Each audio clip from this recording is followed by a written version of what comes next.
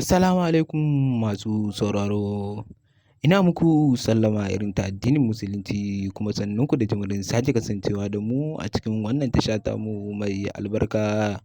inda kuka ji cewa an fara zarge-zarge akan Rarara yana son Fati Washa, inda a yau ne ya fito yake faɗar gaskiya akan soyayyar Fati Washa da Rarara. Mai sauraro, in dai wannan ne farkon ziyartarka cikin wannan tasha tamu mai albarka, ka daure ka danna mana subscribing kana ka danna mana alamar ƙararrawa domin samun fitattun labaranmu da zarar mun ɗora. Abin da ya sa ake zargin Rarara yana son Fati Washa saboda yawan ziyara da yake kaiwa wajenta, inda a yau ne bayan sun zauna sun gama batutuwa akan muhimman maganganu, inda yake cewa insha Allahu yana sa ran da ita za a shiga ciki, inda take dariya take nuna cewa wani irin abu kuma za a shiga da ita ciki, inda yake cewa da yardar Allah da yardar mai duka insha Allahu zai aure ta. Nan dai ta tashi tana jin kunya ta koma gida, inda Rararen ya fito yana cewa insha Allahu zai ƙara mata kuma ba kowa bace wannan Fati